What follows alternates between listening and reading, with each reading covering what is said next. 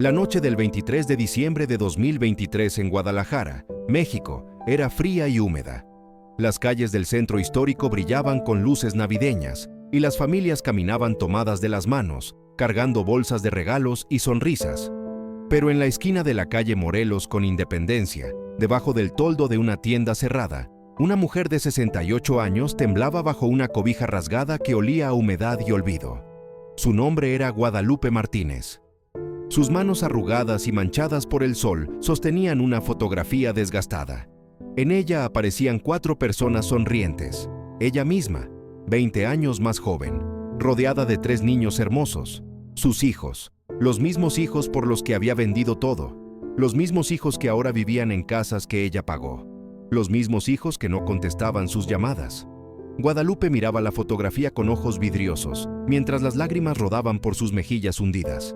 Sus labios agrietados se movían en silencio, repitiendo los nombres que alguna vez llenaron su casa de risas: Roberto, Daniela y Miguel. A su lado, en una bolsa de plástico rota, estaban todas sus posesiones: 2 mudas de ropa, un cepillo de dientes, un rosario y un sobre amarillento con documentos que probaban una verdad que nadie quería escuchar.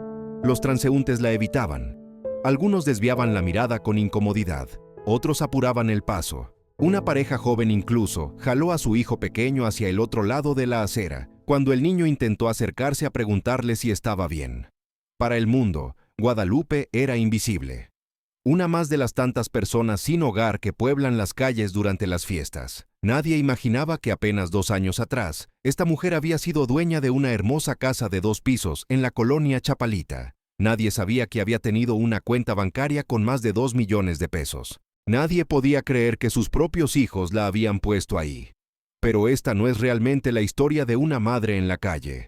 Es la historia de la traición más cruel que una familia puede cometer. Es la historia de 3 hermanos que conspiraron para robarle todo a la mujer que les dio la vida. Es la historia de cómo el amor de madre se puede convertir en el arma perfecta para la manipulación. Y es la historia de cómo la justicia, aunque tarde, siempre llega para los que más la merecen. Retrocedemos 20 años, año 2003. Guadalupe Martínez tenía 48 años y acababa de enterrar a su esposo, Fernando, quien murió de un infarto repentino a los 52 años. La muerte de Fernando había sido devastadora, pero también había dejado a Guadalupe en una posición económica sólida. Fernando había sido ingeniero civil y había invertido sabiamente. La casa donde vivían en la colonia Chapalita estaba completamente pagada, valuada en aproximadamente 1.800.000 pesos. Además, Fernando dejó un seguro de vida de 800.000 pesos y algunos ahorros que sumaban otros 400.000 pesos. Guadalupe se encontraba sentada en la sala de su casa, rodeada de sus 3 hijos. Roberto, el mayor, tenía 25 años y acababa de graduarse de la Universidad en Administración de Empresas. Era alto, de complexión atlética, con el cabello oscuro peinado con gel hacia atrás y una sonrisa que mostraba dientes perfectamente blancos. Siempre vestía camisas de marca y usaba un reloj costoso que su padre le había regalado en su graduación. Daniela, de 23 años, era la del medio. Estudiaba diseño de modas y tenía sueños de abrir su propia boutique. Era delgada, de cabello largo y castaño, siempre impecablemente maquillada.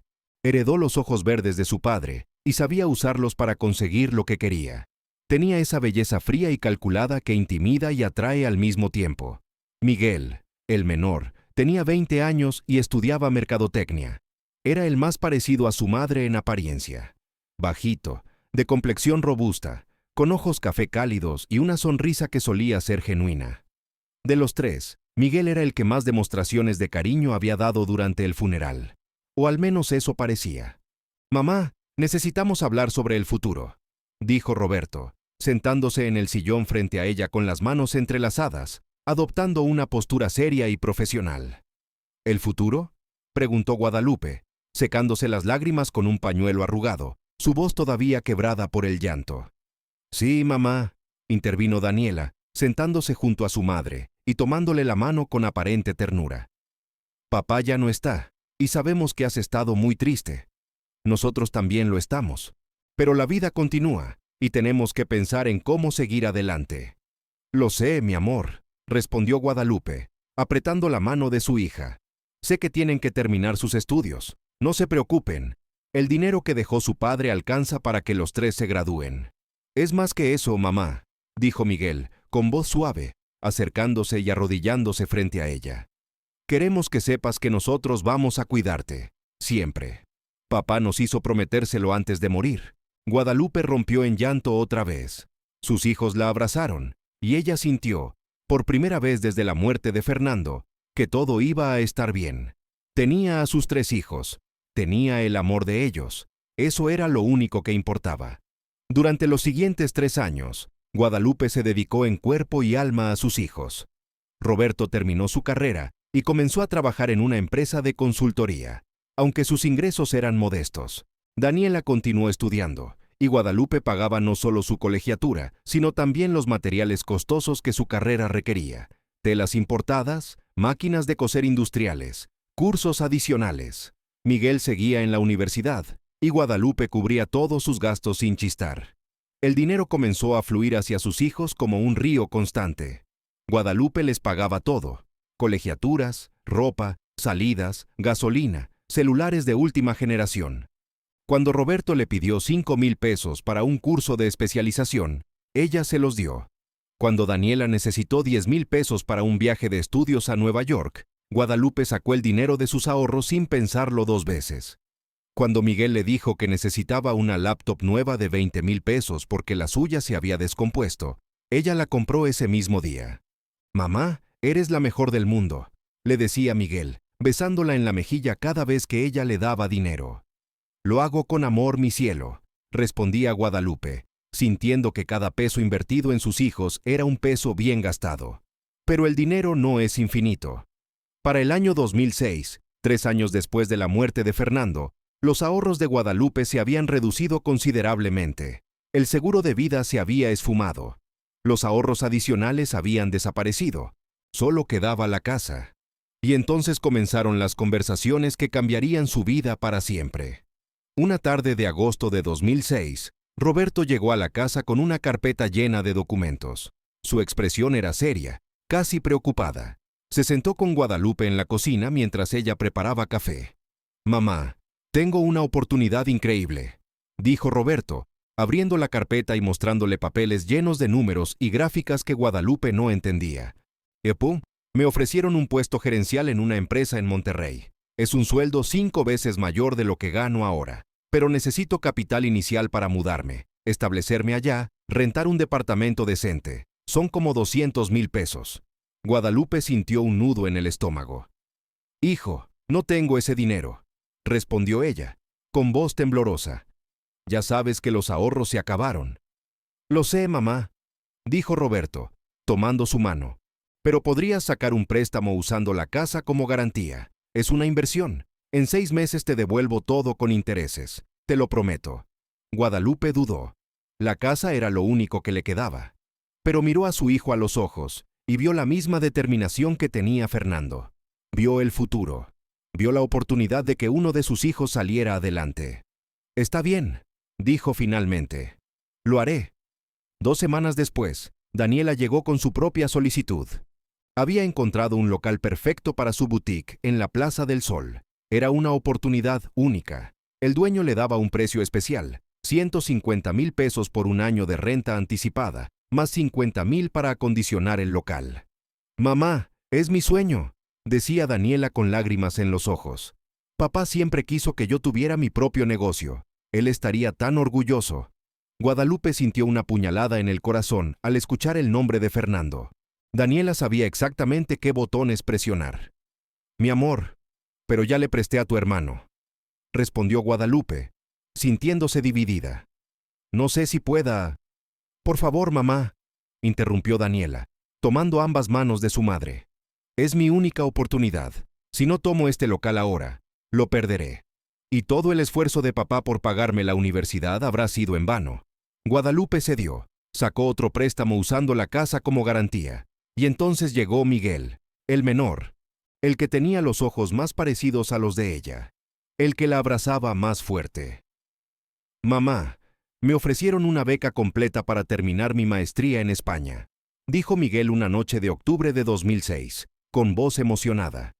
«Pero tengo que pagar mi boleto de avión. Los primeros meses de renta y los trámites de visa son como 100,000 pesos. Es la oportunidad de mi vida, mamá. Imagina, tu hijo con una maestría en Europa. Guadalupe ya no tenía de dónde sacar más préstamos. La casa estaba casi totalmente hipotecada. Entonces Roberto sugirió algo. Mamá, ¿por qué no vendes la casa? Dijo Roberto una noche, cuando los tres hermanos estaban reunidos con ella en la sala.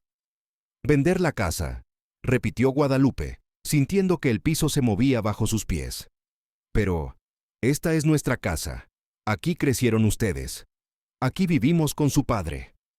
Lo sabemos, mamá, dijo Daniela con voz suave, sentándose junto a ella. Pero piénsalo. Esta casa es muy grande para ti sola, y con el dinero de la venta, podrías ayudarnos a los tres a cumplir nuestros sueños. Luego, cuando todos estemos establecidos, te compramos una casa más pequeña y más moderna. Entre los tres, te lo prometemos. Además, mamá, añadió Miguel, arrodillándose frente a ella como solía hacer, tú no vas a quedarte en la calle. Mientras vendemos la casa, te puedes ir a vivir con Roberto temporalmente, luego con Daniela, luego conmigo cuando regrese de España. Siempre vas a tener un techo sobre tu cabeza. Somos tu familia. Guadalupe miró a sus tres hijos. Los tres la miraban con ojos suplicantes. Los tres le prometían un futuro mejor.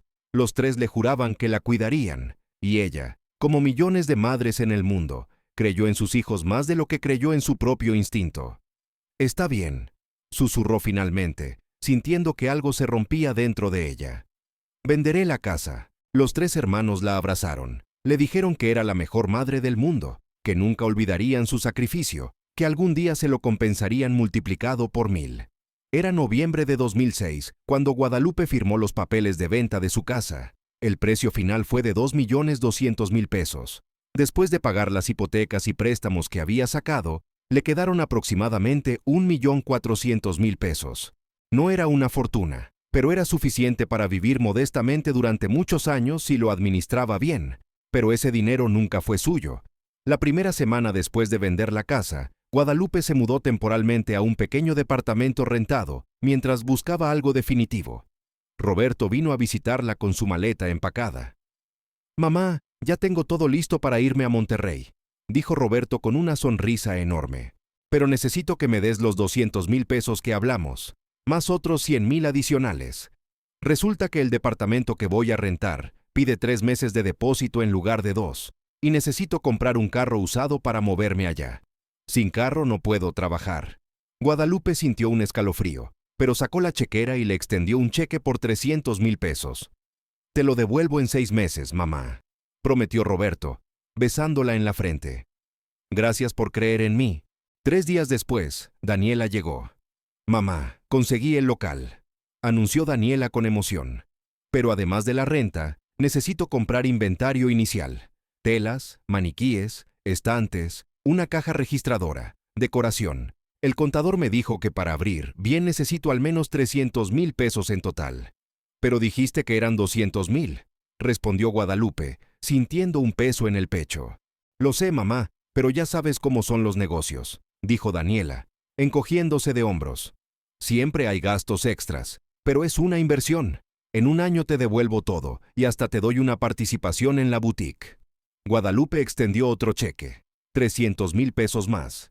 Y finalmente, Miguel. Mamá, ya tengo la visa aprobada, dijo Miguel, mostrándole su pasaporte con el sello de la embajada española. Me voy en 2 semanas. Pero además del pasaje y los gastos que te dije, resulta que la universidad me pide que deposite un anticipo de matrícula de 50,000 pesos. Y necesito ropa de invierno porque en Madrid hace mucho frío, y una laptop nueva porque la mía no va a funcionar con el voltaje de allá.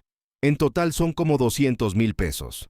Hijo, ya le di mucho dinero a tus hermanos, dijo Guadalupe, sintiendo pánico al ver cómo su cuenta bancaria se evaporaba.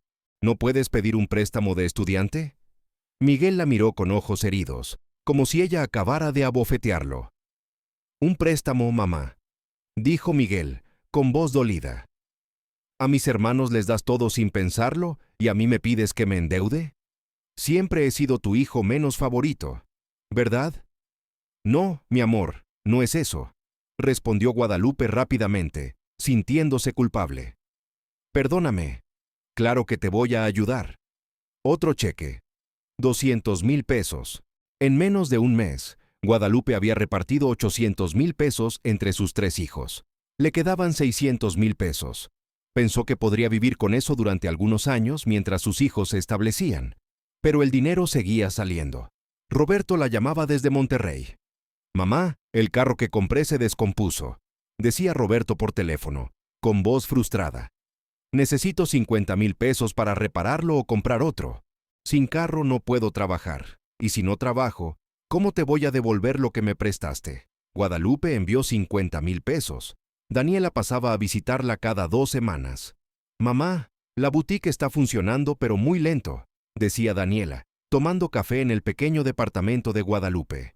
«Necesito invertir en publicidad, en redes sociales, contratar un fotógrafo. Dame otros 60,000 pesos. Es la última vez, te lo juro». Guadalupe le dio 60,000 pesos. Miguel llamaba desde España cada semana. «Mamá, la vida aquí es más cara de lo que pensaba», decía Miguel con voz cansada. «Necesito que me deposites 1,000 euros mensuales para sobrevivir. Son como 20,000 pesos al mes. Sé que es mucho, pero es solo durante el año que dura la maestría». Guadalupe comenzó a depositar 20,000 pesos mensuales a la cuenta española de Miguel. Los meses pasaron. El departamento que Guadalupe rentaba costaba 6,000 pesos mensuales. Sus gastos personales eran de aproximadamente 4,000 pesos al mes. Comida, medicinas, servicios. Entre eso y lo que enviaba a sus hijos, el dinero desaparecía como arena entre los dedos.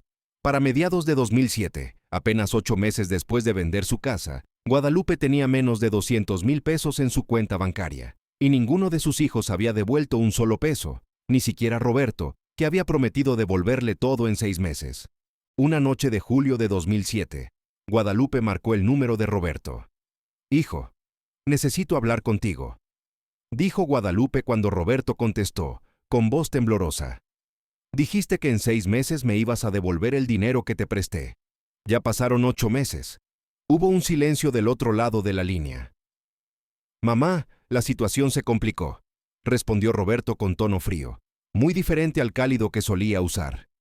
«La empresa donde iba a trabajar tuvo recortes. Ahora gano menos de lo que esperaba. No tengo cómo devolverte ahorita». «Pero hijo, necesito ese dinero», insistió Guadalupe, sintiendo desesperación. «Se me está acabando». «Mamá, no me presiones», dijo Roberto, elevando la voz. «Estoy haciendo lo mejor que puedo. Si no fuera por ti, que me convenciste de mudarme a Monterrey, no estaría en esta situación». «¿Que yo te convencí?», preguntó Guadalupe, sin poder creer lo que escuchaba. «Hijo, ¿fuiste tú quien...?» «Tengo que colgar, mamá», interrumpió Roberto. «Tengo una junta. Luego hablamos». La llamada terminó.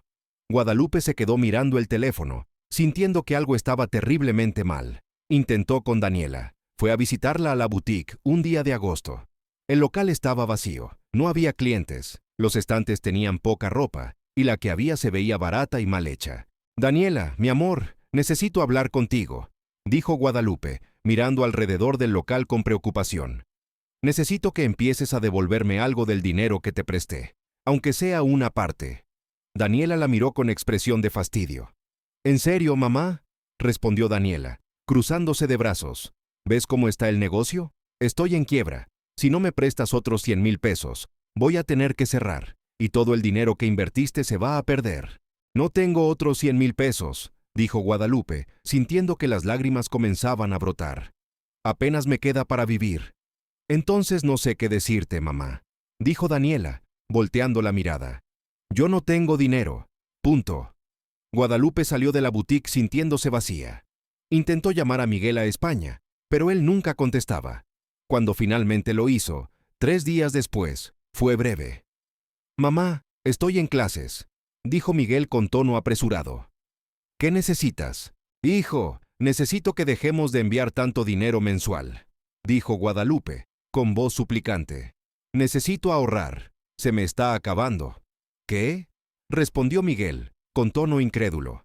«Mamá, estoy en otro país estudiando. No puedo trabajar porque mi visa no me lo permite. ¿Me estás diciendo que me deje morir de hambre aquí?» «No, mi amor, no es eso», respondió Guadalupe rápidamente. «Solo que Tal vez podrías buscar una beca adicional o... ¿Sabes qué, mamá? Estoy muy ocupado para esta conversación, interrumpió Miguel. Deposítame el dinero como siempre. Luego hablamos. Colgó. Guadalupe se sentó en su pequeño departamento vacío y lloró durante horas. Algo había cambiado en sus hijos, o tal vez nunca los conoció realmente. Los siguientes meses fueron una pesadilla en cámara lenta. El dinero seguía saliendo. Los depósitos a Miguel continuaron. Daniela seguía pidiendo préstamos, que nunca devolvía. Roberto había dejado de contestar sus llamadas por completo. Para diciembre de 2007, apenas un año después de vender su casa, Guadalupe tenía menos de 50,000 pesos en su cuenta bancaria.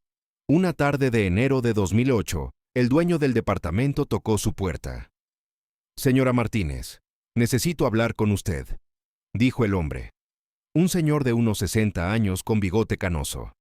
«Tiene 3 meses de renta atrasada. Son 18,000 pesos. Si no me paga esta semana, voy a tener que pedirle que desocupe». Guadalupe sintió que el mundo se derrumbaba. «Por favor, señor Ramírez», suplicó Guadalupe, con lágrimas en los ojos. «Mis hijos van a enviarme dinero pronto. Solo necesito un poco más de tiempo». «Lo siento, señora», respondió el hombre, sin mirarla a los ojos. «Ya le he dado mucho tiempo. Una semana más. Es mi última palabra». Guadalupe llamó a Roberto. El teléfono sonó hasta que entró el buzón de voz. Llamó a Daniela. 3 tonos y luego buzón. Llamó a Miguel. No hubo respuesta. Envió mensajes de texto desesperados a los 3. Abren comillas. «Hijos, por favor, necesito ayuda urgente. Me van a desalojar. Por favor, contesten». Cierran comillas. Nadie respondió. Al día siguiente, Guadalupe fue personalmente a la boutique de Daniela. Estaba cerrada. Había un letrero que decía: «Abren comillas, se traspasa». Cierran comillas. Marcó el número del celular de Daniela una y otra vez. Finalmente, al atardecer, Daniela contestó. «¿Qué quieres, mamá?», preguntó Daniela con tono molesto. Se escuchaba música de fondo y risas. «Estoy ocupada». «Daniela, ¿cerraste la boutique?», preguntó Guadalupe, sintiendo pánico. «¿Qué pasó con el negocio?». «No funcionó», respondió Daniela con indiferencia, como quien habla del clima. «Ya conseguí trabajo en otra cosa». «Oye, en serio, estoy en una reunión. No puedo hablar». «Daniela, espera», gritó Guadalupe antes de que su hija colgara. «Me van a desalojar. Necesito 18,000 pesos urgente. Por favor, mi amor». Daniela soltó una risa sin humor. «Mamá, no tengo 18,000 pesos», dijo Daniela con tono duro. «Y aunque los tuviera, no te los podría dar. Tengo mis propios gastos. Ya no puedo estar manteniéndote». «¿Manteniéndome?», repitió Guadalupe, sin poder creer lo que escuchaba. «Daniela, vendí mi casa para ayudarlos. Les di todo mi dinero». «Nadie te obligó», respondió Daniela con frialdad. «Esa fue tu decisión. Ahora tienes que resolverlo tú sola. Eres adulta. Y yo tengo mi propia vida. Adiós, mamá». La llamada terminó. Guadalupe se quedó paralizada en medio de la calle, sosteniendo su teléfono con manos temblorosas. La gente pasaba a su alrededor, pero ella no los veía. Solo escuchaba las palabras de su hija resonando en su cabeza. «Abren comillas, nadie te obligó». Cierran comillas. Esa noche, Guadalupe no durmió. Pensó en Fernando. Pensó en cómo él jamás habría permitido que esto pasara. Pensó en todos los sacrificios que había hecho por sus hijos. Las noches sin dormir cuando eran bebés. Los trabajos extras que tomaba cuando Fernando estaba vivo para darles lo mejor. Las vacaciones que nunca tomó para ahorrar para sus estudios. Y ahora estaba sola, sin dinero, a punto de quedarse sin techo. Si esta historia te está desgarrando el corazón, si quieres ver justicia, dale like y suscríbete. Esta historia no termina aquí. Guadalupe va a hacer que sus hijos paguen. Y comenta, ¿de qué ciudad y país nos ves? Ahora sigamos. La semana pasó. Guadalupe no consiguió el dinero.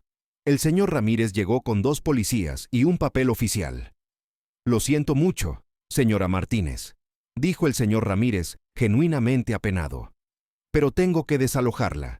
Tiene 2 horas para sacar sus cosas». Guadalupe empacó lo poco que tenía en 2 maletas y una caja de cartón. Salió del departamento sin mirar atrás. No tenía a dónde ir. Llamó nuevamente a sus 3 hijos. Ninguno contestó. Les envió un último mensaje. Abren comillas. Hijos, me desalojaron. No tengo dónde dormir. Por favor, ayúdenme. Soy su madre. Cierran comillas. Esperó 1 hora sentada en una banca del parque más cercano, mirando su teléfono cada 30 segundos. Nada. 2 horas, nada. 3 horas. Finalmente, un mensaje de Roberto. Abren comillas. Mamá, no puedo ayudarte. Tengo mis propios problemas. Busca un albergue o algo. Cierran comillas. Ese fue el mensaje que le partió el alma definitivamente. Guadalupe guardó su teléfono, tomó sus maletas y comenzó a caminar sin rumbo por las calles de Guadalajara. Esa noche durmió en una banca del Parque Agua Azul. Hacía frío.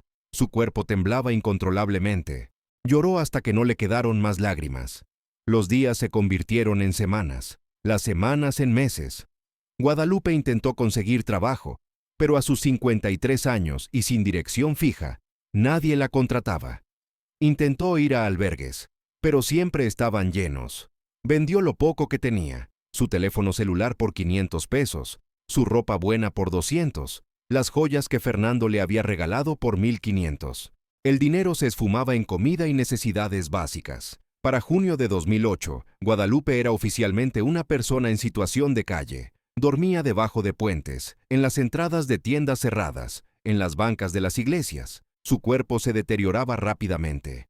Perdió 10 kilos en 3 meses. Sus manos se llenaron de grietas. Su piel se manchó por la exposición constante al sol.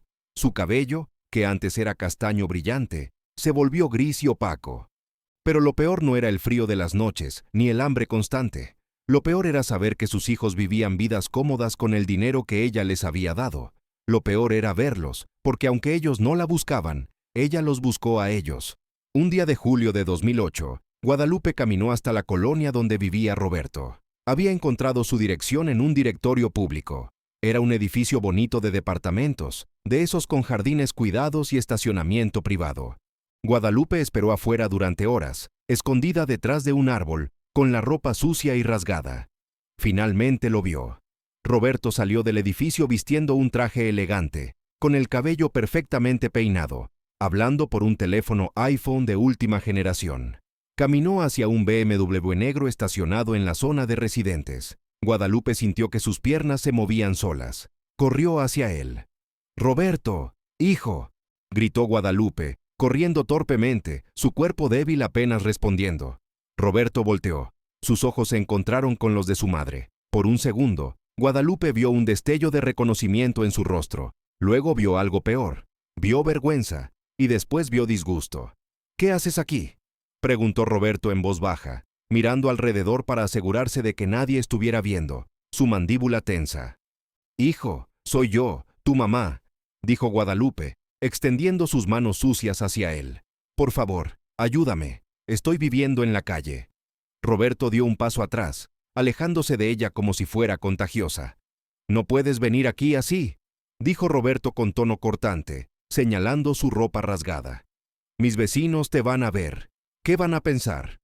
«Roberto, soy tu madre», repitió Guadalupe, sintiendo que su corazón se hacía pedazos. «Te di todo mi dinero. Vendí mi casa por ti. Nadie te pidió que lo hicieras», respondió Roberto, con los ojos fríos como hielo. «Esas fueron tus decisiones. Yo no te debo nada». «¿Cómo puedes decir eso?», sollozó Guadalupe, cayendo de rodillas en la banqueta. «Te cargué en mi vientre 9 meses. Te di de comer de mi cuerpo. Te cambié pañales. Te cuidé cuando estabas enfermo. Te pagué la universidad. Te di el dinero para venir aquí. ¿Y así me pagas?». Roberto se agachó y le habló en voz baja, casi en un susurro venenoso. «Escúchame bien», dijo Roberto, acercando su rostro al de ella. «Tú decidiste ser madre. Nadie te obligó. Y sí, nos criaste, nos diste de comer, nos mandaste a la escuela. ¿Sabes por qué? Porque era tu obligación.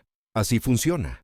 Los padres cuidan a los hijos, pero los hijos no tienen obligación de cuidar a los padres, especialmente a padres tan tontos que regalan todo su dinero sin pensar en el futuro». Guadalupe sintió que cada palabra era una puñalada. «Hijo, por favor», suplicó ella, extendiendo su mano temblorosa. «Deja de llamarme hijo», dijo Roberto, incorporándose y sacudiendo su traje como si ella lo hubiera ensuciado. No vuelvas a buscarme. Si te vuelvo a ver cerca de mi edificio, llamo a la policía. Roberto subió a su BMW y se fue. Guadalupe se quedó arrodillada en la banqueta, llorando mientras la gente pasaba a su lado sin detenerse. Una señora mayor se detuvo brevemente y le preguntó si estaba bien, pero Guadalupe ni siquiera pudo responder. 2 semanas después, Guadalupe decidió buscar a Daniela.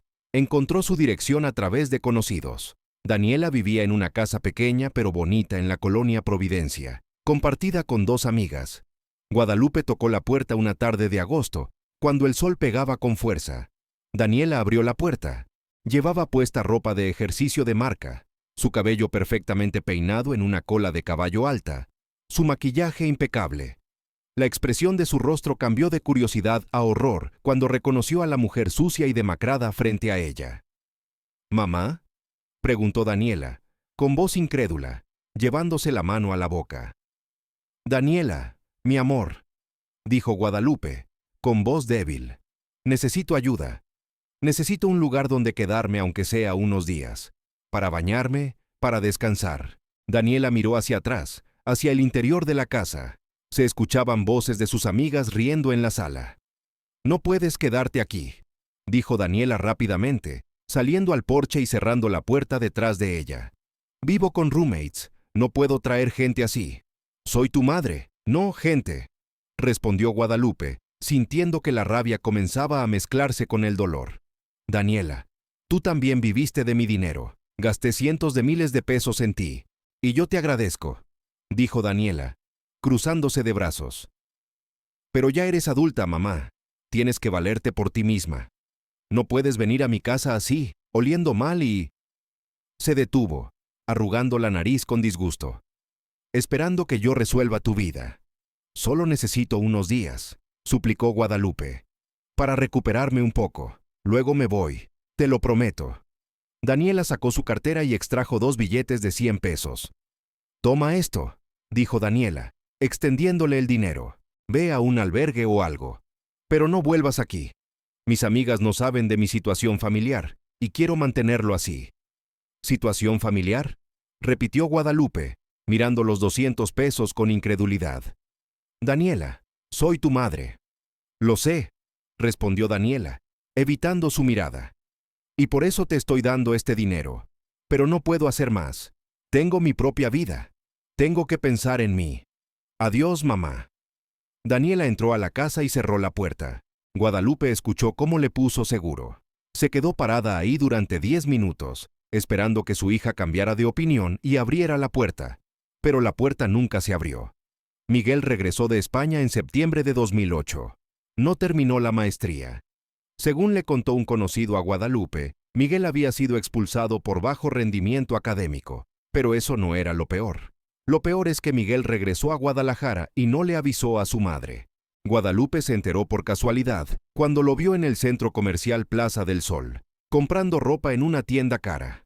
Guadalupe entró a la tienda. Su aspecto era deplorable, sucia, con la ropa rasgada, el cabello enmarañado. El guardia de seguridad la miró con desconfianza, pero no la detuvo. Miguel estaba probándose una chamarra de cuero, riéndose con el vendedor. «¿Miguel?», dijo Guadalupe, acercándose tímidamente, su voz apenas un susurro. Miguel volteó. Su rostro palideció. Miró a su madre de arriba a abajo, y luego miró al vendedor con vergüenza. «No la conozco», dijo Miguel, volteándose hacia el vendedor con una sonrisa forzada. «Debe confundirme con alguien más». «Miguel, soy yo, tu mamá», insistió Guadalupe, sintiendo que el mundo se detenía. «¿Qué estás diciendo?». «Le dije que no la conozco», repitió Miguel, elevando la voz. «Señorita», llamó a una vendedora. «Esta señora me está molestando». «Hijo, por favor», suplicó Guadalupe, tomándolo del brazo. «No me hagas esto». Miguel se zafó bruscamente. «Suélteme», gritó Miguel, con expresión de asco. «No sé quién es usted. Llamen a seguridad». 2 guardias de seguridad llegaron y tomaron a Guadalupe de los brazos. «Señora, tiene que salir», dijo uno de los guardias con tono firme pero no cruel. «Pero es mi hijo», decía Guadalupe, mientras la arrastraban hacia la salida, extendiendo su mano hacia Miguel. Miguel, soy tu madre. Te mandé dinero a España. Vendí mi casa por ti. Miguel se dio la vuelta y continuó probándose ropa como si nada hubiera pasado. Los guardias sacaron a Guadalupe del centro comercial. Ella se sentó en la banqueta afuera y lloró hasta que el sol se puso. Esa noche, Guadalupe tocó fondo. Se preguntó si valía la pena seguir viviendo. Se preguntó cómo había criado a 3 monstruos tan crueles. Se preguntó en qué momento dejó de ser su madre para convertirse en una inconveniencia, en una vergüenza, en alguien que era mejor fingir que no existía. Pero entonces recordó algo. Recordó que en la pequeña caja de cartón que aún conservaba, escondida en su lugar para dormir debajo de un puente, tenía documentos. Copias de los cheques que les había dado a sus hijos. Copias del contrato de venta de su casa. Copias de las transferencias bancarias. Había guardado todo porque Fernando siempre le decía, abren comillas, guarda todos los papeles importantes. Lupita, nunca sabes cuándo los vas a necesitar. Cierran comillas. Guadalupe decidió que no iba a morir en la calle como un perro. Decidió que iba a pelear. Decidió que sus hijos iban a pagar por lo que le hicieron. Al día siguiente, Guadalupe caminó hasta las oficinas del DIF, el Sistema para el Desarrollo Integral de la Familia en Guadalajara. Entró con su caja de documentos. Le dijeron que esperara. Esperó 5 horas. Finalmente, una trabajadora social llamada Patricia la atendió. «Señora, ¿en qué puedo ayudarle?», preguntó Patricia, una mujer de unos 40 años con lentes y expresión amable, observando el estado de Guadalupe con preocupación.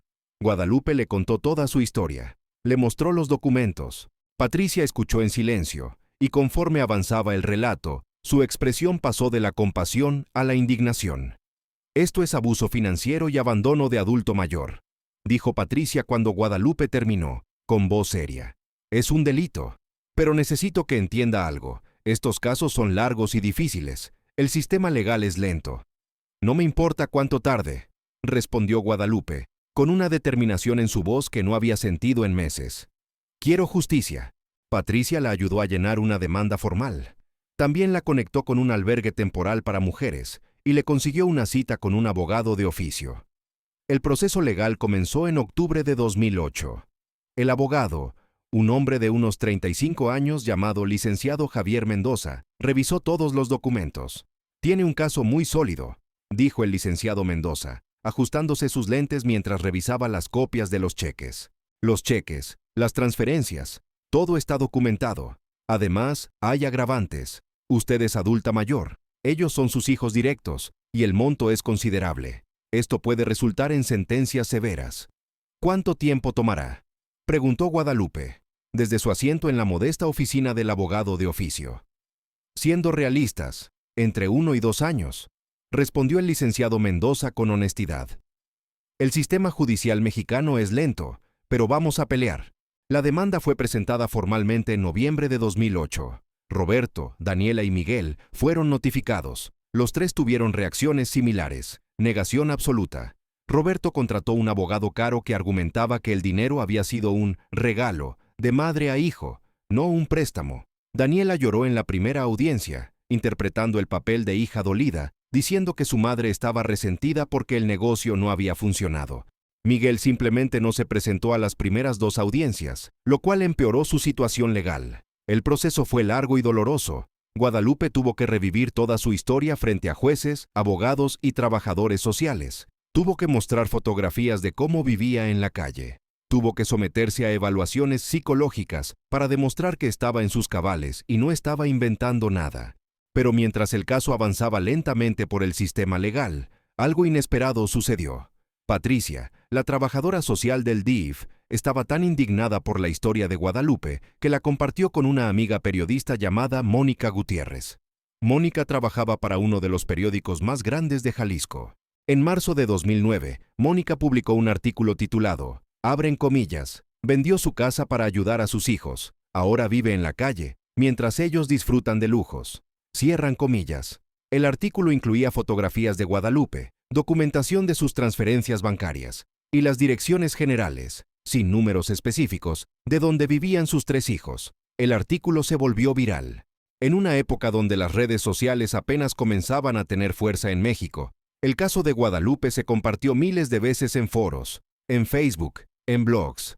La gente estaba furiosa. Los comentarios en el artículo en línea eran devastadores para los tres hermanos. Abren comillas. ¡Qué hijos tan desgraciados! Ojalá se pudran en la cárcel. Cierran comillas, decía un comentario. Abren comillas. Mi madre es mi tesoro más grande. No puedo imaginar hacerle esto. Estos no son humanos, son monstruos. Cierren comillas, decía otro. Abren comillas.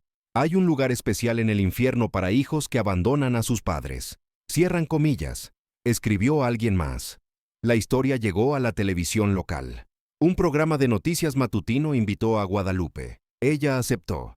Con su ropa limpia prestada por el albergue, su cabello recién cortado por un estilista voluntario, Guadalupe se sentó frente a las cámaras y contó su historia con lágrimas rodando por sus mejillas. Yo solo quería que mis hijos tuvieran una vida mejor que la mía, dijo Guadalupe durante la entrevista, con voz quebrada. Nunca pensé que me iban a tirar a la calle como basura. La conductora del programa, una mujer llamada Carolina Villarreal, también lloraba mientras escuchaba. ¿Qué les dirías a tus hijos si estuvieran viendo este programa?, preguntó Carolina, tomando la mano de Guadalupe. Guadalupe miró directamente a la cámara. Les diría que todavía los amo, respondió Guadalupe, con voz firme a pesar de las lágrimas. Pero que lo que me hicieron está mal, y que voy a pelear hasta que haya justicia. No por el dinero, por la dignidad, porque ninguna madre merece esto. El segmento fue visto por más de 500,000 de personas. Las líneas telefónicas del programa se saturaron con llamadas de personas queriendo donar dinero a Guadalupe, ofrecerle trabajo, darle un lugar donde vivir. Pero Guadalupe rechazó todo. Solo quería justicia legal. Si esta historia te está partiendo el corazón, si ya quieres que Guadalupe encuentre justicia, dale like y suscríbete al canal. Esta historia tiene un momento de sentencia que te va a hacer llorar. Y déjanos en los comentarios de qué ciudad y país nos estás viendo. Ahora sigamos con esta historia desgarradora. La presión mediática tuvo consecuencias inmediatas para los tres hermanos. Roberto fue despedido de su trabajo. Su jefe, al ver las noticias, decidió que no quería a alguien con falta de valores familiares representando a su empresa. Daniela perdió varios contratos de trabajo de diseño freelance cuando sus clientes descubrieron quién era. Y Miguel, que había conseguido un trabajo en una agencia de publicidad, fue obligado a renunciar cuando sus compañeros comenzaron a acosarlo. Pero lo peor para ellos fue el escarnio público. Sus vecinos los señalaban. En los supermercados, la gente los reconocía y les gritaba insultos. Alguien pintó en la pared del edificio de Roberto. Abren comillas. Aquí vive un hijo que abandonó a su madre. Cierran comillas. La casa de Daniela fue vandalizada con huevos y pintura. A Miguel lo corrieron de un restaurante cuando el dueño reconoció su cara de las noticias. Para junio de 2009, los tres hermanos estaban desesperados. Contrataron un publicista que intentó dar su versión de la historia, pero fue peor. En una entrevista desastrosa, Roberto intentó justificarse diciendo, abren comillas, mi madre era una mujer adulta. Ella tomó sus decisiones libremente. Nosotros no la obligamos a nada. Cierran comillas. La respuesta pública fue aún más feroz. Trending Topics en Twitter, que apenas estaba ganando popularidad en México, incluían hashtags como abren comillas, Kent y Roberto monstruo, cierran comillas y abren comillas, justicia para Guadalupe, cierren comillas. Mientras tanto, el caso legal avanzaba. En agosto de 2009, después de meses de audiencias, testimonios y revisión de evidencias, el juez dictó su sentencia preliminar. Los tres hermanos eran culpables de abuso financiero de adulto mayor y abandono familiar. La sala del juzgado estaba llena.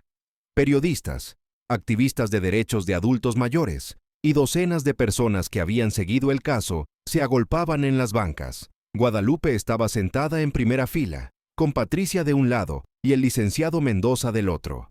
Al otro lado de la sala estaban Roberto, Daniela y Miguel, con sus respectivos abogados. El juez, un hombre de unos 60 años llamado magistrado Ernesto Campos, comenzó a leer la sentencia. Después de revisar exhaustivamente las evidencias presentadas, comenzó el magistrado Campos, con voz grave y seria. Este juzgado determina que los acusados, Roberto Martínez, Daniela Martínez y Miguel Martínez, son culpables de los delitos de abuso financiero de adulto mayor, despojo y abandono familiar con agravantes. Se escucharon murmullos en la sala. Guadalupe apretó la mano de Patricia. Las evidencias demuestran de manera irrefutable, continuó el magistrado Campos, ajustándose sus lentes para leer mejor los documentos, que los acusados manipularon y presionaron a la víctima, la señora Guadalupe Martínez, para que vendiera su patrimonio único, su casa, bajo falsas promesas de devolución de dinero y de cuidado futuro. Posteriormente, los acusados abandonaron a su madre sabiendo que estaba en situación de calle, y en algunos casos la negaron y humillaron públicamente. Roberto bajó la mirada. Daniela lloraba. Pero nadie en esa sala sentía compasión por ella. Miguel tenía los puños apretados, con expresión de rabia contenida. Por lo tanto, dijo el magistrado Campos, elevando la voz, este juzgado sentencia a Roberto Martínez a 5 años de prisión, a Daniela Martínez a 4 años de prisión y a Miguel Martínez a 4 años de prisión. Adicionalmente, los 3 acusados deberán pagar de manera solidaria a la señora Guadalupe Martínez la cantidad total de 1.400.000 pesos, más intereses calculados desde la fecha de cada transferencia, más daños y perjuicios por un total de 200.000 pesos. Asimismo, se ordena el embargo preventivo de sus bienes para garantizar el pago. La sala estalló en aplausos. Guadalupe se cubrió el rostro con las manos y lloró.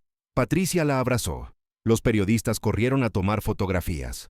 Roberto intentó decir algo, pero su abogado le indicó que se callara. Daniela sollozaba incontrolablemente. Miguel golpeó la mesa con el puño, gritando que era injusto, hasta que un oficial tuvo que calmarlo. Orden en la sala. Golpeó el mazo el magistrado Campos. Los acusados tienen derecho a apelar esta sentencia en un plazo de 15 días, pero hasta que se resuelva la apelación, permanecerán en prisión preventiva. Oficiales, llévenlos a la prisión correspondiente. Roberto, Daniela y Miguel fueron esposados y llevados fuera de la sala. Los 3 miraron a su madre al pasar. Guadalupe los miró a los ojos, y en su mirada no había odio ni venganza, solo había tristeza infinita. Afuera del juzgado, los periodistas rodearon a Guadalupe. Señora Guadalupe, ¿cómo se siente?, preguntó uno de los reporteros, extendiendo su micrófono hacia ella. Me siento vacía, respondió Guadalupe con honestidad, con voz cansada. No me da alegría ver a mis hijos ir a prisión, pero necesitaba que supieran que lo que hicieron estuvo mal, que las madres no son objetos desechables. ¿Los perdonaría?, preguntó otra reportera, desde el fondo del grupo. Guadalupe pensó por un momento largo. Si ellos me pidieran perdón de corazón, si mostraran genuino arrepentimiento, sí, dijo Guadalupe finalmente, con lágrimas en los ojos. Porque son mis hijos y una madre nunca deja de amar a sus hijos, pero también merezco respeto. Y eso es lo que este juicio demuestra, que los padres mayores merecen respeto y dignidad. La sentencia fue confirmada en apelación 3 meses después, en noviembre de 2009. Roberto, Daniela y Miguel entraron oficialmente a prisión. Los bienes de Roberto fueron embargados. Su BMW fue vendido en subasta pública, su departamento también. Daniela tuvo que vender la casa donde vivía con sus amigas. Miguel no tenía muchos bienes, pero su cuenta bancaria fue congelada y vaciada. El dinero recuperado fue entregado a Guadalupe en pagos graduales a lo largo de los siguientes meses. No fue la cantidad completa, porque Roberto había gastado gran parte en lujos, pero sí recuperó aproximadamente 1.100.000 pesos. Con ese dinero, Guadalupe compró una casa modesta de 2 habitaciones en la colonia San Juan de Ocotán, un lugar tranquilo en las afueras de Guadalajara. Pero el impacto del caso fue mucho más allá de una sentencia individual. La historia de Guadalupe llevó a cambios en la ley estatal de Jalisco. En 2010, se aprobó una reforma al Código Penal que endurecía las sanciones por abuso financiero de adultos mayores y que obligaba al Ministerio Público a investigar de oficio, sin necesidad de denuncia, cualquier caso sospechoso de abandono de adultos mayores. El caso también inspiró a docenas de otras personas mayores a denunciar abusos similares. El DIF de Guadalajara reportó un aumento del 300% en denuncias de abuso financiero familiar en los 2 años siguientes al caso de Guadalupe. Muchas de esas denuncias resultaron en sentencias similares. Guadalupe se convirtió en una especie de activista involuntaria. Daba pláticas en centros comunitarios, en casas de retiro, en universidades, contando su historia y advirtiendo a otros padres mayores sobre los peligros de dar todo sin protegerse legalmente. No digo que no ayuden a sus hijos, decía Guadalupe en una de esas pláticas, frente a un auditorio lleno de personas mayores. Digo que lo hagan con inteligencia, que pongan todo por escrito, que no regalen su patrimonio completo, que se aseguren de tener un techo y comida para ustedes mismos antes de dar todo a los demás, porque el amor de madre es hermoso, pero hay hijos que lo aprovechan. 5 años después de la sentencia, en agosto de 2014, Roberto fue el primero en salir de prisión por buena conducta. Había cumplido 4 años de su sentencia de 5. Salió cambiado. La cárcel lo había envejecido prematuramente. Había perdido peso, tenía canas, y en sus ojos había algo diferente, algo parecido a la vergüenza. 2 meses después de salir, Roberto tocó la puerta de la casa de Guadalupe. Era un domingo por la tarde, y Guadalupe estaba regando sus plantas en el pequeño jardín frontal de su casa. Cuando vio a Roberto parado en la reja, su corazón dio un vuelco. «Hola, mamá», dijo Roberto con voz suave, muy diferente a la voz dura y fría de años atrás, con las manos en los bolsillos y la mirada baja. Guadalupe dejó la manguera y se acercó lentamente. «Roberto», respondió ella, con voz neutral, sin saber qué sentir.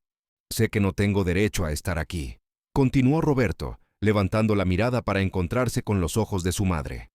«Sé que no merezco ni que me escuches, pero necesito decirte algo que debí decir hace años». Guadalupe esperó en silencio, con el corazón latiéndole fuerte en el pecho.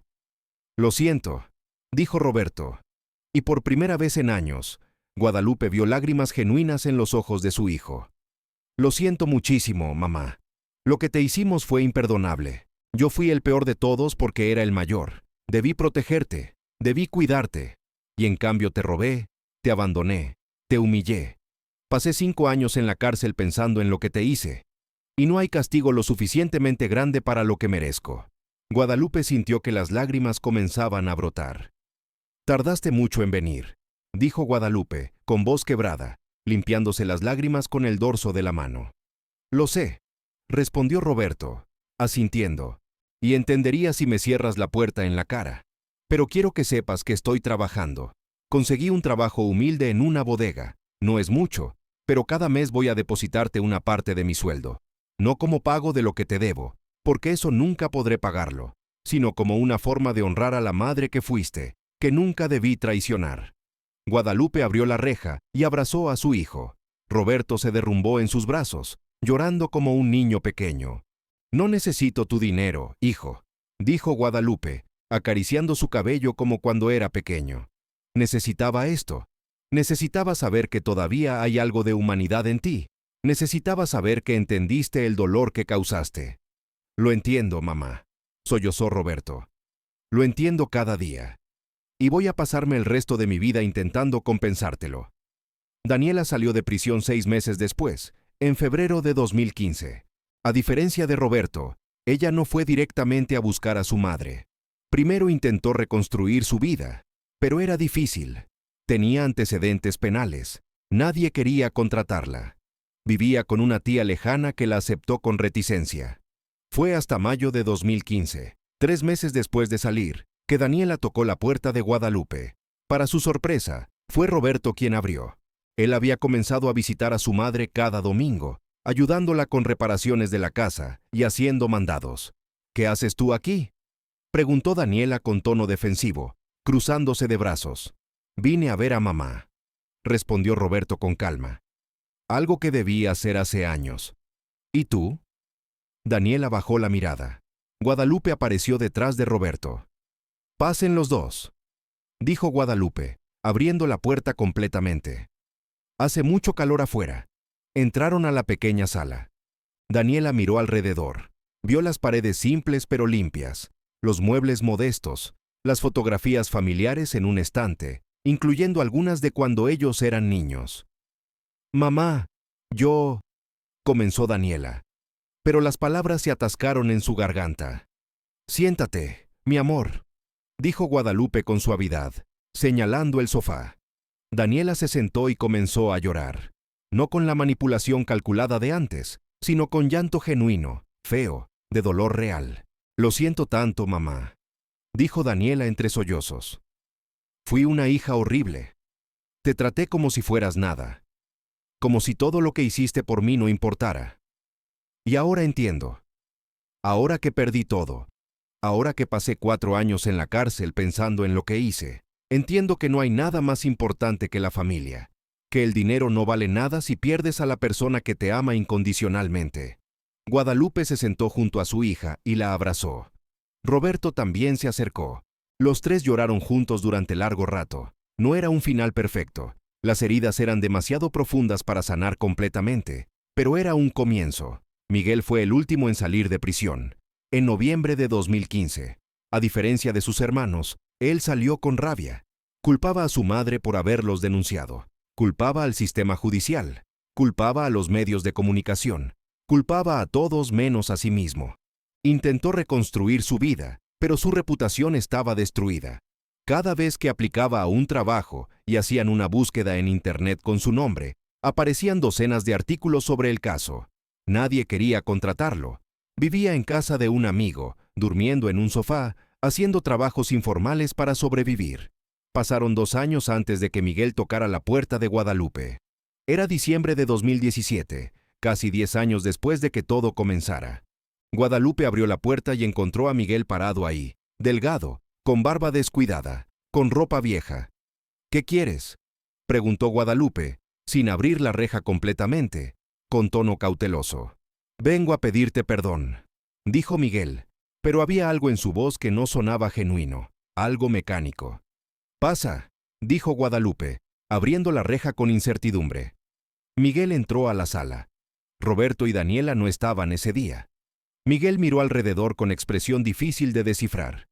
«Bonita casa», comentó Miguel con sarcasmo amargo. «Más pequeña que la que vendiste por nosotros, pero bonita». Guadalupe sintió una punzada de dolor en el pecho al escuchar el tono de su hijo. «Miguel, si viniste a pelear, mejor vete», dijo Guadalupe con firmeza, cruzándose de brazos. «Ya estoy muy vieja para más dolor». «No vine a pelear», respondió Miguel rápidamente, cambiando su expresión a una más suave. «Vine a disculparme. Lo que te hicimos estuvo mal, lo siento». Pero Guadalupe conocía a sus hijos, los había criado. Y sabía cuando Miguel mentía. Lo supo desde que era niño pequeño y robaba galletas del bote, negándolo con migajas en la boca. «¿No me crees?», dijo Miguel, leyendo la duda en los ojos de su madre, con expresión de frustración. «Quiero creerte, hijo», respondió Guadalupe con tristeza. «Pero tus hermanos vinieron con lágrimas genuinas, con arrepentimiento real. Tú vienes con rencor en los ojos». Miguel apretó la mandíbula. «Pasé 4 años en la cárcel, mamá», dijo Miguel, con voz dura. 4 años pagando por algo que, seamos honestos, tú decidiste hacer. Nadie te puso una pistola en la cabeza para que vendieras tu casa. «Ahí está», dijo Guadalupe, asintiendo con tristeza. «Ahí está la verdad. Todavía me culpas a mí». «¿Y no tengo algo de razón?», respondió Miguel, elevando la voz. «Fuiste tú quien decidió darnos el dinero. Fuiste tú quien nos malcrió para siempre esperar que resolvieras nuestros problemas. Y luego, cuando las cosas se pusieron difíciles, ¿qué hiciste? Nos mandaste a la cárcel. A tus propios hijos». Guadalupe sintió que las lágrimas comenzaban a brotar, pero esta vez no de tristeza, de rabia. «Sal de mi casa», dijo Guadalupe con voz firme, señalando la puerta. «Mamá, espera», comenzó Miguel, dándose cuenta de que había ido demasiado lejos. «Sal de mi casa ahora», repitió Guadalupe, elevando la voz. «Tus hermanos vinieron con humildad, con reconocimiento de su culpa. Tú vienes a echarme la culpa de tu propia crueldad. No eres bienvenido aquí hasta que puedas ver la verdad de lo que hiciste». Miguel salió de la casa dando un portazo. Guadalupe se dejó caer en el sofá y lloró.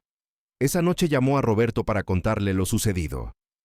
«No te preocupes, mamá», dijo Roberto por teléfono, con voz reconfortante. «Miguel siempre fue el más terco.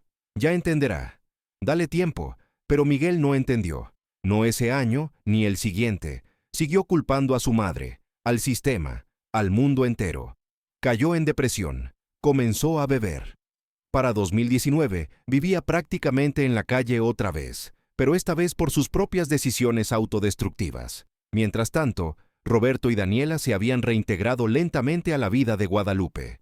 Roberto visitaba cada domingo sin falta. Ayudaba con las reparaciones de la casa, hacía las compras pesadas, llevaba a Guadalupe al médico cuando lo necesitaba. Daniela venía 2 veces al mes, cocinaban juntas, hablaban de la vida. La relación nunca volvió a ser lo que era antes de la traición, pero había algo ahí, algo frágil pero real. En 2020, Roberto conoció a una mujer llamada Sofía en su trabajo. Ella sabía toda su historia. La había buscado en internet antes de aceptar salir con él, pero vio en Roberto a alguien genuinamente arrepentido, a alguien que trabajaba cada día por ser mejor persona. «Quiero que conozcas a mi mamá», le dijo Roberto a Sofía después de 6 meses de relación, con nerviosismo en su voz.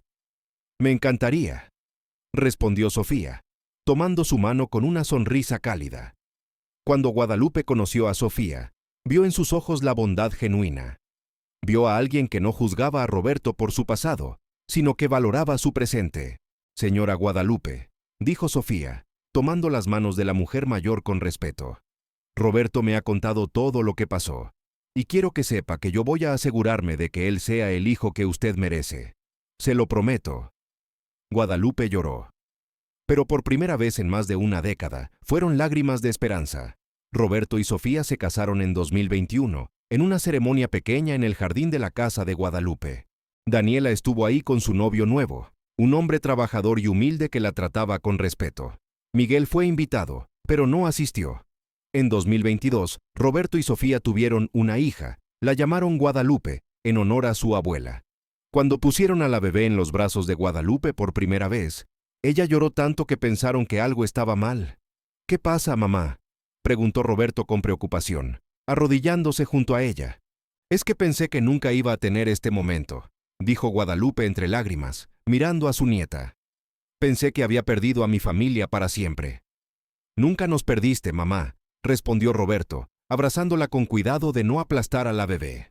«Fuimos nosotros los que nos perdimos, pero tú nos encontraste de nuevo, nos obligaste a enfrentar lo que éramos, y por eso, ahora podemos ser mejores». Daniela también se casó en 2023. Su esposo era maestro de primaria, y juntos adoptaron un niño de 5 años del sistema de DIF. Daniela se había vuelto voluntaria en el mismo DIF que había ayudado a su madre años atrás, trabajando con mujeres mayores víctimas de abuso familiar. «Es mi forma de compensar un poco», le dijo Daniela a su madre un día mientras tomaban café.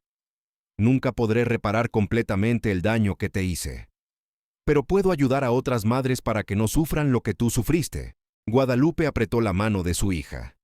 «Eso es todo lo que puedo pedir, mi amor», dijo Guadalupe con una sonrisa triste pero genuina. «Que aprendas de tus errores y seas mejor persona».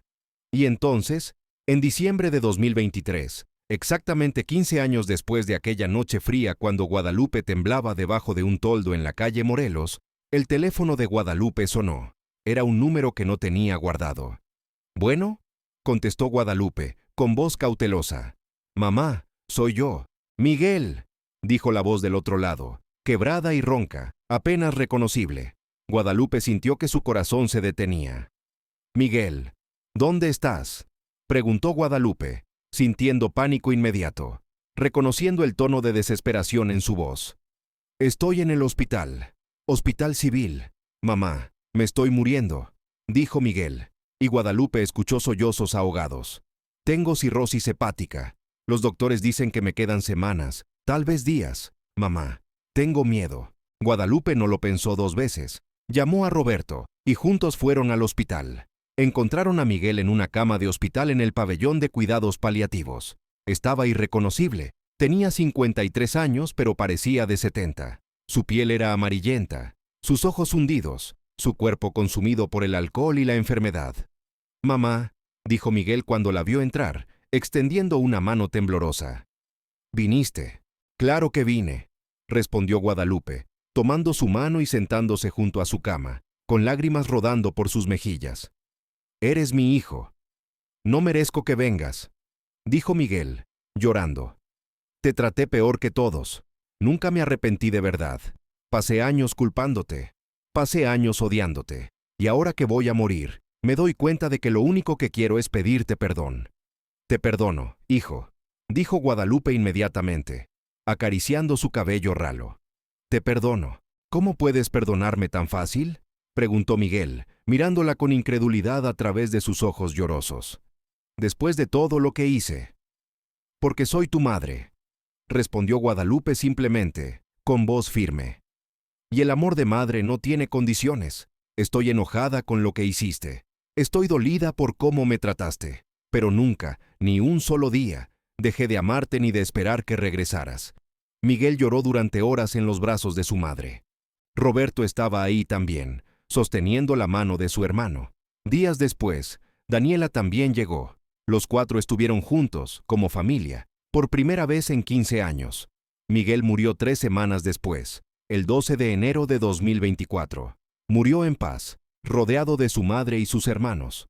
Sus últimas palabras fueron, abren comillas, «Gracias, mamá, por no rendirte con nosotros, por enseñarnos, aunque fuera de la manera más difícil, que las acciones tienen consecuencias. Te amo», cierran comillas. Guadalupe lloró en su funeral, pero no lloró sola. Roberto y Daniela estaban a su lado. Sofía estaba ahí con la pequeña Guadalupe en brazos. El esposo de Daniela y su hijo adoptivo estaban ahí. El licenciado Mendoza fue. Patricia del DIF fue. Mónica la periodista fue. Docenas de personas que habían seguido la historia a lo largo de los años fueron a presentar sus respetos. Después del funeral, Guadalupe se paró frente a la tumba de Miguel y habló en voz baja. «Descansa, mi hijo», dijo Guadalupe, colocando una rosa blanca sobre la tierra fresca. «Fuiste el más difícil, el más terco, el que más tardó en entender. Pero al final lo entendiste, y eso es lo que importa». 10 años después de la muerte de Miguel, en diciembre de 2024, Guadalupe celebra su cumpleaños número 83. Ya no vive sola. Después de una caída que tuvo hace 2 años, Roberto y Sofía insistieron en que se mudara con ellos. Ahora vive en una habitación bonita y amplia en la casa de su hijo, con vista al jardín donde su nieta Guadalupe, que ahora tiene 12 años, juega con su hermanito menor, Fernando, de 8 años, nombrado así por su bisabuelo. Daniela visita 2 veces por semana con su familia. Su hijo adoptivo, ahora de 18 años, estudia Derecho y quiere especializarse en derechos de adultos mayores, inspirado por la historia de su abuela. La casa está llena de risas, de niños corriendo, de comidas familiares los domingos. Guadalupe está sentada en su silla favorita en la sala, tejiendo una bufanda para su bisnieto menor, cuando Roberto se acerca. «Mamá, ¿estás feliz?», pregunta Roberto, sentándose junto a ella, con canas en las sienes pero con ojos cálidos. Guadalupe piensa en la pregunta, piensa en su casa vendida, en las noches en la calle, en el dolor, en la traición. Piensa en el juicio, en la prisión de sus hijos, en años de distanciamiento. Piensa en Miguel muriendo en ese hospital. Y luego piensa en este momento, en esta casa llena de amor, en sus bisnietos riendo, en Roberto siendo el padre que Fernando nunca pudo ser para él, en Daniela ayudando a otras mujeres. «Sí», responde Guadalupe finalmente, con una sonrisa genuina. «Sí, estoy feliz. El camino fue horrible. Pasé por el infierno, pero al otro lado encontré algo que vale la pena. Encontré a mis hijos de verdad. No los hijos que criaste cuando son pequeños y dependen de ti, sino los hijos que eligen, como adultos, estar contigo. Esos son los verdaderos hijos». Roberto la abraza, con lágrimas en los ojos. «Gracias por no rendirte con nosotros, mamá», dice Roberto, con voz quebrada. «Gracias por demandarnos. Sé que suena extraño, pero fue lo mejor que pudiste haber hecho. Nos obligaste a despertar. Y la lección que esta historia nos deja es clara y simple. El amor de madre es el más puro y desinteresado que existe. Pero ese amor no debe ser ciego, no debe permitir el abuso. Los padres merecen respeto, dignidad y cuidado, especialmente en su vejez. Y los hijos que olvidan esto, que usan el amor de sus padres como un arma para manipularlos y robarles, no solo cometen un crimen legal, cometen un crimen contra la humanidad misma. Si eres padre o madre, protégete. Ayuda a tus hijos, pero no te despojes de todo. Guarda documentos. Pon acuerdos por escrito. Asegúrate de tener un techo y alimento antes de darlo todo. Porque hay hijos buenos y hay hijos malos. Y no siempre puedes saber cuál tienes hasta que es demasiado tarde. Si eres hijo o hija, valora a tus padres. Llama a tu madre hoy. Llama a tu padre hoy. Visítalos. Pregúntales cómo están. No esperes a que mueran para arrepentirte de no haberles demostrado amor. Porque un día, ellos ya no van a estar.